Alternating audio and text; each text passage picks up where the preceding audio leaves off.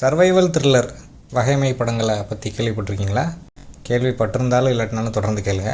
நண்பர்களுக்கு வணக்கம். இந்த பாட்காஸ்ட்டில் சமீபத்தில் வெளிவந்த ஏபெக்ஸ் இல்லை அப்பெக்ஸ் அப்படின்ற படத்தை பற்றி தான் நான் பேச போகிறேன். இந்த படம் நெட்ஃப்ளிக்ஸில் இருக்குது. இந்த படத்தோட டைரக்டர் ஐஸ்லாந்து நாட்டை சேர்ந்த பால்தாசர். இவர் தொடர்ந்து சர்வைவல் த்ரில்லர் படங்களாக எடுத்துகிட்டு வந்திருக்காரு. முதல்ல அட்ரிஃப்ட் அப்படின்னு ஒரு படம், அப்புறம் எவரெஸ்ட், அப்புறம் பீஸ்னு ஒரு படம் எடுத்திருக்காரு. இந்த சர்வைவல் த்ரில்லர் அப்படின்னா என்ன அப்படின்னா, தனி மனிதர்கள் அல்லது ஒரு குழுவாக ஒரு சூழ்நிலைக்கு அகைன்ஸ்டாக மாட்டிக்கிறது. இங்கே நான் க்ரீச்சர் படங்களை சொல்லலை, அதாவது ஒரு சுறாமீன் கிட்டேயோ ஜாஸ் படத்தில் வர்ற மாதிரி, இல்லை அனகோண்டா கிட்டேயோ, இல்லை டீப் ப்ளூ சி மாதிரி அந்த மாதிரி படத்தையோ பற்றி நான் சொல்லலை. இங்கே தனி மனிதர்கள் இயற்கைக்கு அகைன்ஸ்டாக தான் போராடுற மாதிரி ஆயிரும். அவங்க ஒரு இடத்துக்கு போயிருப்பாங்க, அங்கே அவங்க எதிர்பாராத இயற்கை சூழல் ஏற்பட்டுரும். அதிலிருந்து எப்படி தப்பிச்சாங்க அப்படின்ட்டு. உதாரணத்துக்கு காஸ்டவேன்னு ஒரு படம், அவர் அந்த ஃப்ளைட்டு கிராஷ் ஆகி ஒரு இடத்துல போய் தனியாக மாட்டிக்கிறாரு.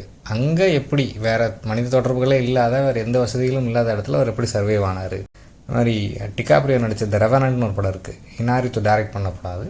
அந்த படத்தில் டிகாப்ரியோ கரடி அடிச்சிடும். அவர் 4 பேர் சேர்ந்து தூக்கிட்டு தான் வருவாங்க. அப்புறம் ஒரு லெவலுக்கு மேலே அவரை எதுக்கு கூப்பிட்டு போகணும்னு சொல்லிட்டு அவர் மகனை கொண்டுட்டு அவர் அங்கேயே போட்டு வந்துடுவாங்க. அப்புறம் அவர் எப்படி அங்கே தப்பிச்சு பழி வாங்கினார் அப்படின்றதான் அந்த கதை. அதேமாதிரி 127 ஹவர்ஸ்னு ஒரு படம் இருக்குது, டேனி பாயில் எடுத்த படம். அதில் மலையேற்ற வீரர் ஒருத்தர் பாறை இடுக்கில் அவரோட கை மாட்டிக்கிடும். அப்புறம் எப்படி அதில் தப்பிச்சாருன்னு சொல்லிட்டு, இதை தான் சர்வைவல் த்ரில்லர்னு சொல்கிறாங்க. தனி மனிதர்கள் அல்லது ஒரு குழுவாக ஒரு இடத்துல மாட்டிக்கிட்டாங்க, அதிலேருந்து எப்படி தப்பிச்சாங்க அப்படின்னு. இந்த படம், இந்த அப்பெக்ஸ் இல்லை ஏபெக்ஸ், இந்த படத்தில் ஆரம்ப காட்சி முதல் 10-15 நிமிடங்கள் இவங்க எடுத்துருக்கக்கூடிய காட்சிகள் பிரெத் டேக்கிங் அப்படின்னு சொல்லக்கூடிய அந்த அளவுக்கு. இது எப்படி எடுத்தாங்க, இதில் சிஜிஐ பண்ணிட்டாங்களா, இல்லை இது என்ன பண்ணி வச்சுருக்காங்க அப்படின்ற மாதிரி அப்படி ஆச்சரியப்படக்கூடிய காட்சிகள். என்ன அப்படின்னா, மலையேற்ற வீரர்கள் 2 பேர், கணவன் மனைவியாக இருக்கலாம், இல்லை பாய் ஃப்ரெண்ட் கேர்ள் ஃப்ரெண்டாக இருக்கலாம். 2 பேரும் ஆல்மோஸ்ட் 40s லேட் 40s தான் இருக்காங்க. இந்த ரோலில் யார் நடிச்சிருக்கான்னு சொல்லி கேட்டால் எரிக் பானா. அவர் ட்ராய் படத்தில் முதல்ல ஹல்காக நடித்தது அவர் தான். 2003 வந்த படத்தில் ஹல்காக நடித்தது அவர் தான். அவரும் சார்லைஸ் தெரன் அந்த ஆக்ட்ரஸும் நடிச்சிருக்காங்க. அவங்க மலை ஏறிட்டு இருக்கும்போதே அந்த மலையோட பகுதி சரிவிலேயே அவங்க ஒரு டென்ட் அடித்து தங்கியிருக்காங்க. அதாவது கீழே எதுவும் இல்லை, சப்போர்ட்டுக்கு அதெல்லாம் இல்லை, அப்படியே அந்த மலையாக ஒட்டிக்கிட்டு அது தொங்கிட்டு இருக்காங்க. ஒரு பறவையோட கூடு இருக்கிற மாதிரி அந்த கூடு இருக்குது. அப்படி ஒரு இடத்துல அவங்க ஸ்டே பண்ணியிருக்காங்க. வெளியில் கிட்டத்தட்ட ஒரு பனி புயல் அடிச்சுக்கிட்டு தான் இருக்குது. தொடர்ந்து மறுநாள் காலையில் மலை ஏறுறாங்க. அப்புறம் வேண்டான்னு சொல்லி முடிவு பண்ணுறாங்க. அப்புறம் இங்கே ஒரு ஆக்சிடெண்ட் நடந்துருது. இந்த ஆக்சிடெண்ட் நடந்த பிறகு படம் ஆஸ்திரேலியாவுக்கு வந்துடுது. ஆஸ்திரேலியாவில் உள்ள அந்த வில்டர்னஸ். இந்த படத்தோட ஹைலைட் அப்படின்றது இது காட்சிப்படுத்தப்பட்ட விதமும் இந்த காட்சிகளும் தான். இவங்க தேர்ந்தெடுத்த லொக்கேஷன்ஸ் தான். அதுக்காக தான் நீங்கள் இந்த படத்தை பார்க்குறதாக இருந்தால் நீங்கள் அதுக்காக தான் பார்க்க போகிறீங்க. அந்த மலையேற்ற பயணத்தின் போது நடந்த விபத்து காரணமாக இப்போ ஒருத்தர் தான் மிச்சிருக்காங்க, சார்லைஸ் தெரன் தான் மிச்சிருக்காங்க. அவங்க அதிலிருந்து வெளிவருவதற்காக அந்த விபத்து நடந்து ஒரு 5 மாதம் கழித்து ஆஸ்திரேலியாவுக்கு இங்கே வந்திருக்காங்க. இங்கே அவங்க ஆரம்பத்திலே சில மூடர்களை எதிர்கொள்கிற மாதிரி ஆகுது.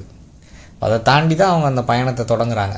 அங்கே உள்ள ஒரு நதியில் அந்த கயாக், அந்த போட் வழியாக ஒரு குறிப்பிட்ட இடத்துக்கு ட்ரிப் வரணும் அப்படின்றது அவங்களோட பிளானு. அவங்கக்கிட்ட உள்ள மேப் வச்சுக்கிட்டு ஆளுகிட்ட வழி கேட்டு தான் வர்றாங்க. ஆனால் எதிர்பார்த்த மாதிரி எல்லாம் நடக்காது இல்லையா.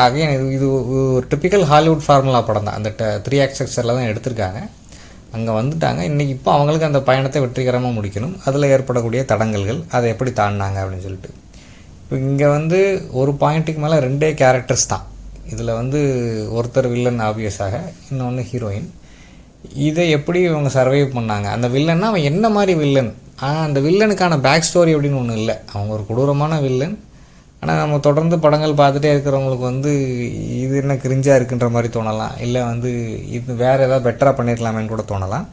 இந்த கதாநாயகி இந்த சூழ்நிலைகளை தாண்டி அவங்க என்ன நோக்கத்துக்காக வந்தாங்களோ அதை அடைஞ்சாங்களா இல்லையா அப்படின்றதான் படம். இப்போ இந்த சார்லைஸ் தெரன் சமீப ஆண்டுகளில் அவங்க ஒரு நம்பர் 1 ஆக்ஷன் ஹீரோயினாக இருக்காங்க.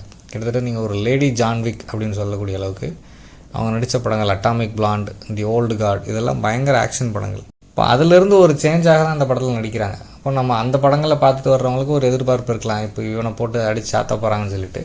அப்படி இல்லை, இவங்க ஒரு வல்னரபிளாக, வீக்காக, பயந்து போய் ஹெல்ப்லெஸ்ஸாக தான், அந்த மாதிரி ஒரு ரோல் தான் அவங்களுக்கு.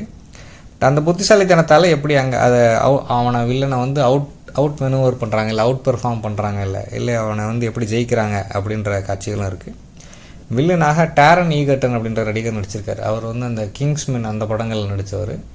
நம்மளோட சேனல்லே வந்து அவர் நடித்த ஷீ ரைட்ஸ் ஷாட்கன் அப்படின்னு ஒரு படத்தை பற்றின ரிவ்யூ இருக்குது. அந்த படம் அமேசானில் இருக்குது. அந்த படம் மிகச்சிறப்பான நடிகர். அந்த படத்தில் ரொம்ப நல்லா நடிச்சிருந்தார் ஷீ ரைட்ஸ் ஷாட்கனில். இந்த படத்துலையும் எக்ஸலண்ட்டான ஆக்டிங்.